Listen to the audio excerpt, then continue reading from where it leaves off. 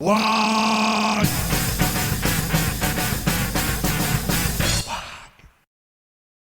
Et salut les boys, on va faire une nouvelle vidéo dédiée aux héros. Donc ce coup-ci, on va s'intéresser à Draigo. Je vais essayer de faire un petit tour des héros gratuits en fait dans un premier temps. Parce que c'est vrai que voilà, c'est des héros que tout le monde a, ou du moins qu'il est assez facile d'avoir, donc ça me semblerait être un bon angle d'attaque. Donc Draigo qui depuis quelque temps est dans l'arsenal, qui fait que il monte gratuitement plutôt simplement. Donc c'est plutôt cool. Donc ils ont quand même enfin fait un skin potable à ce personnage qui au début était quand même bien dégueu. Bon, il a toujours sa petite tête qui fait penser à Robocop, mais c'est pas grave. Alors, Draigo, déjà on voit, il a 3 catégories, donc c'est vrai que je trouve que pour les équipements et les bénédictions, c'est quand même plutôt pratique, mine de rien. Alors, les bonus permanents, donc limite de taille d'armée, donc il est en capacité étendue, on peut voir, donc ça c'est vachement chouette. Augmente les dégâts causés aux hostiles, bon donc c'est bien pour des events comme les Nécrons ou la quotidienne du truc orc éventuellement, mais c'est tout. Augmente l'attaque de toutes les unités, c'est royal, et la défense de toutes les unités, c'est cool aussi. Donc c'est vrai que je trouve que mine de rien, ces deux petits buffs, quand même, c'est vraiment pas gâché. Vraiment, ça, donc c'est très tout terrain, ces petits bonus, très cool.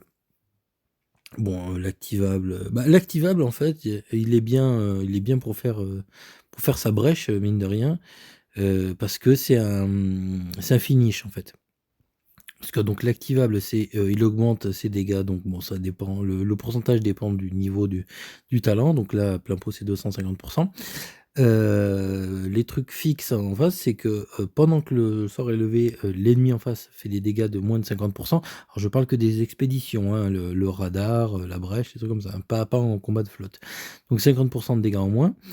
Et surtout, voilà, le côté finish, c'est, les cibles qui ont 20% de vie ou moins seront instantanément tuées.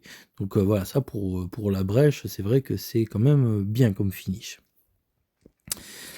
Ensuite, les autres, compétences, il a alors je vais finir par celui-là. On a l'augmentation de la vitesse d'attaque, donc talent plutôt cool. Le générique de défense impénétrable réduit les dégâts subis, c'est chouette.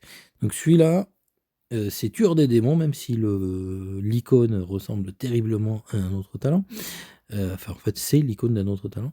Donc, on est tueur de démons, c'est voilà, c'est un des talents que j'appelle de spread damage qui font en fait, c'est la catégorie de compétences qui permet d'envoyer, je vais dire une attaque, des pourcentages de dégâts à d'autres cibleurs. Donc il y en a plusieurs qui sont apparus, il y a eu sur Draigo, il y a sur Meiya, il y a sur Voldus. Donc Draigo qui partage d'ailleurs le même talent avec Crow. Donc celui-là, toutes les 3 attaques frappent rapidement la cible à 4 reprises, infligeant 28% de dégâts. Alors, c'est un talent qui est pas mal. Il est un peu lent à mettre en place. Voilà, ça implique plusieurs rounds avant d'en avoir l'effet. Mais là où il est intéressant, c'est qu'il proc même si l'attaque est dodgée. Donc c'est quelque part un peu un anti-dodge. Et c'est également aussi un anti-renvoi de dégâts parce que ces 4 attaques ne sont pas, enfin ne subissent pas la contre-attaque et le renvoi de dégâts et ne subissent pas non plus la contre-attaque.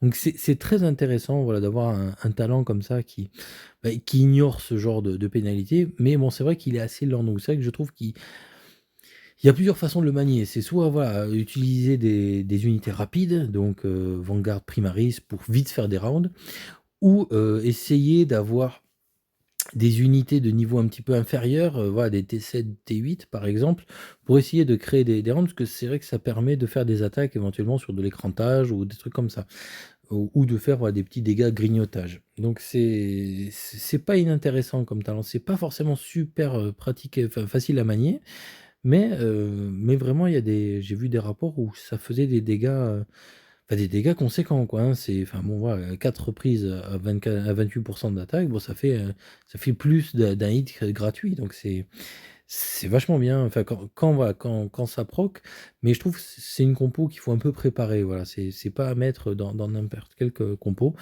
Donc, moi je trouve ce talent, ce talent plutôt fun, voilà.